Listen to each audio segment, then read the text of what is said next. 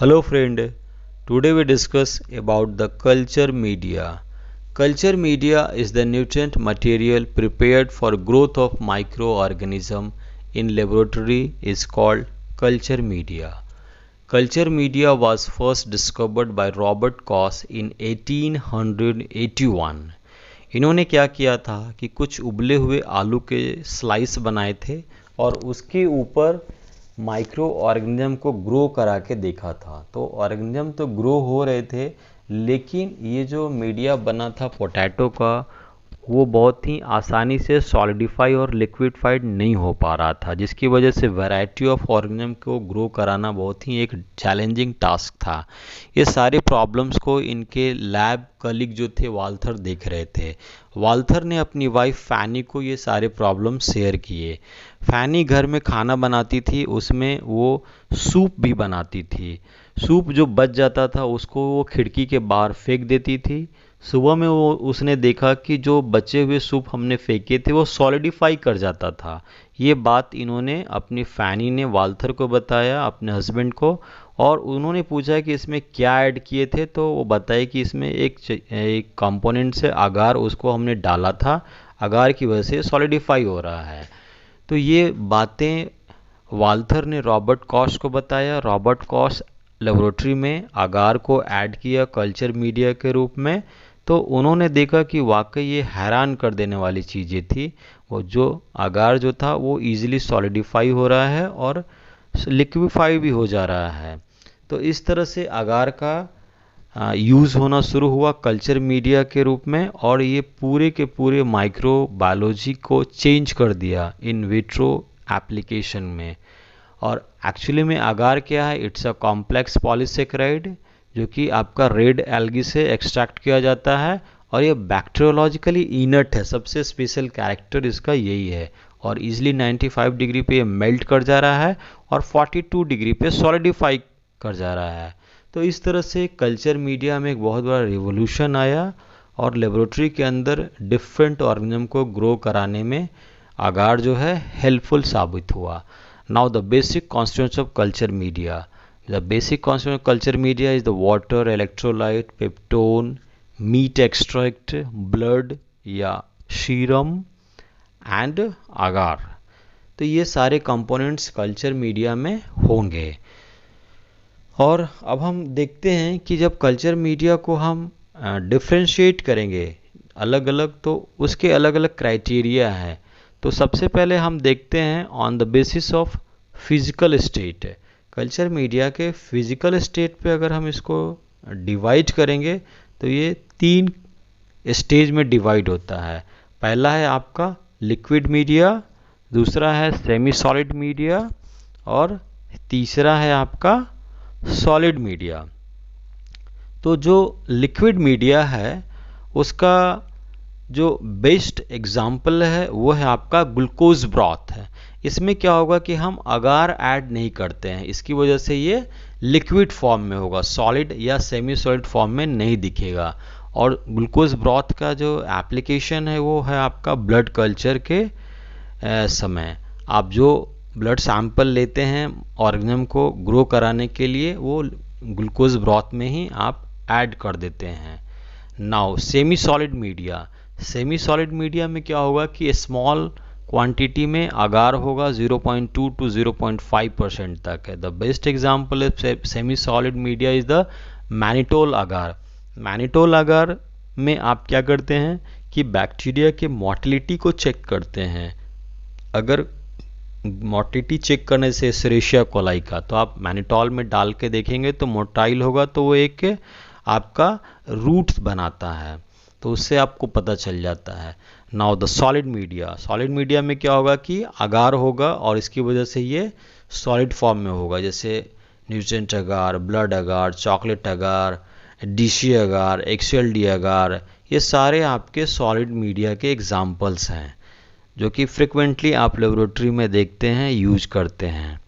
Now on the basis of molecular oxygen अगर हम categorise करेंगे तो कल्चर मीडिया डिवाइड करेगा एरोबिक मीडिया और एनारोबिक मीडिया। जैसा कि नाम से पता चल रहा है, एरोबिक मीडिया में क्या होगा कि ऑक्सीजन का सप्लाई होगा, ऑर्गेनिज्म को ग्रो कराने के लिए आप वहाँ पे ऑक्सीजन का प्रेजेंस देते हैं और एनारोबिक में ऑक्सीजन नहीं होगा।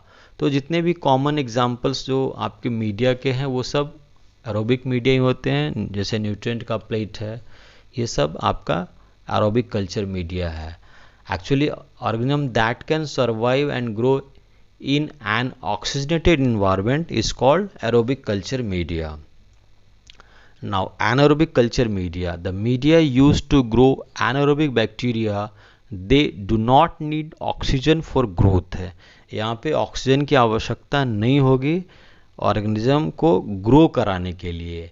जैसे क्लॉस्ट्रीडियम है, इसको ग्रो कराना है तो आप एनारोबिक कल्चर मीडिया इस्तेमाल करेंगे, जैसे RCM, Robertson cook meat medium, इसका इस्तेमाल आप करते हैं क्लॉस्ट्रीडियम और लैक्टोबैसिलस को ग्रो कराने के लिए।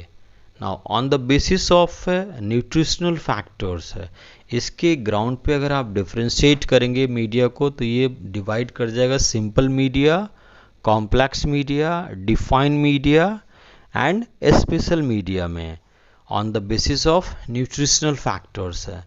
Now the simple media, actually simple media is contain nutrient that support the growth of non-fastidious bacteria। जो non-fastidious बैक्टीरिया होते हैं उनके ग्रोथ को जो सपोर्ट करते हैं वो है आपका सिंपल मीडिया। जैसे स्टेफाइलोकोकस एपिडर्माइडिस, ये नॉन फास्टिडियस बैक्टीरिया है, ये न्यूट्रिएंट अगार पे बहुत आसानी से ग्रो कर जाता है जो कि सिंपल मीडिया है। या एस्चेरिशिया कोलाई, ये भी आपका ग्रो कर जाएगा। Now complex media. Complex media is a composed of organic material that are not specifically identify chemical components है। It contain rich nutrient material।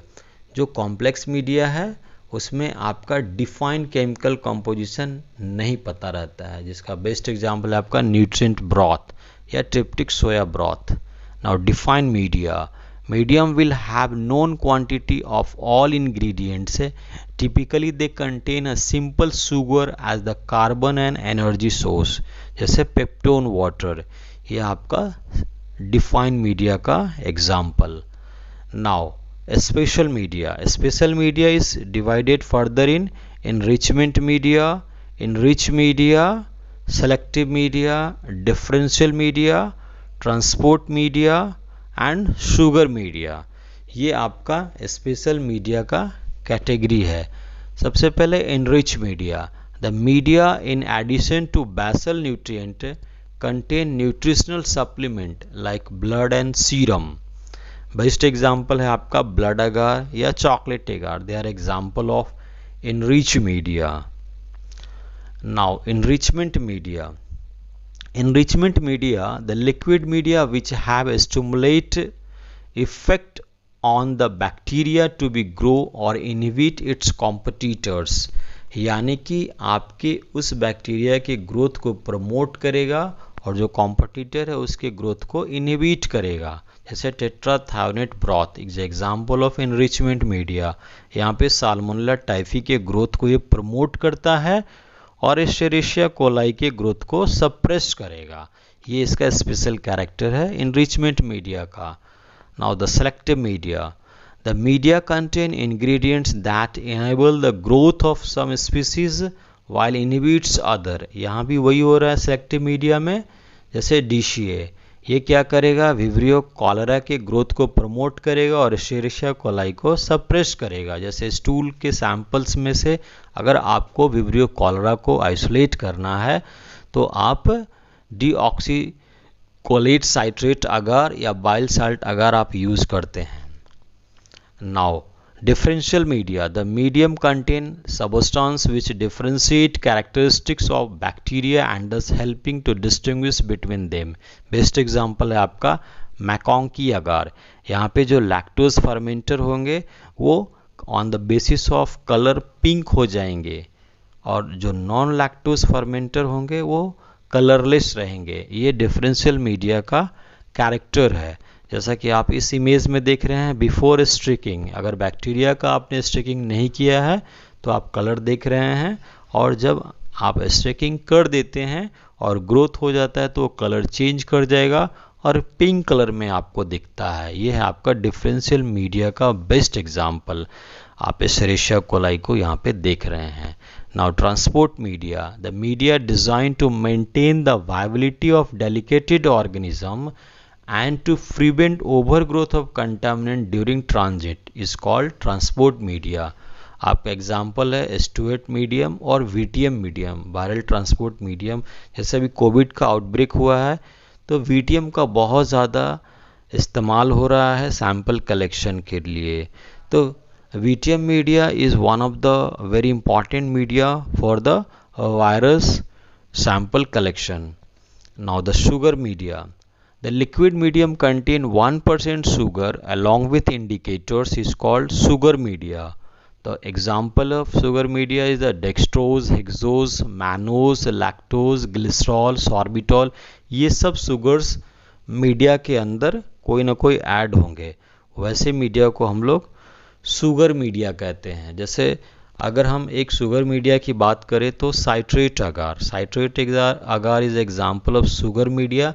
यहाँ पे जो शुगर होगा तो बैक्टीरिया जब ग्रो करेगा तो कलर चेंज को प्रमोट करता है। जैसे आप क्लैप्सिला निमोनिया है, क्लैप्सिला को अगर आप साइट्रेट अगार में टेस्ट करते हैं तो क्लैप्सिला जब ग्रो करेगा तो वो ब्लूइश कलर में आ जाएगा, और जो साइट्रेट नेगेटिव होगा उसमें कोई चेंजेस नहीं आएगा। जैसे ई कोलाई में नेगेटिव है तो कोई चेंजेस नहीं आएगा। Klebsiella is a positive for citrate agar, तो वो कलर चेंज करेगा।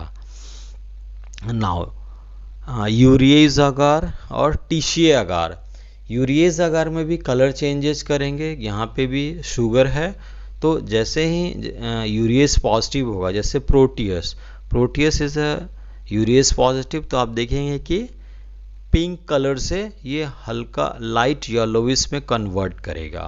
Now TCA, triple sugar iron agar, TCA का हम लोग इस्तेमाल करते हैं साल्मोनेला टाइफी के आइसोलेशन के लिए।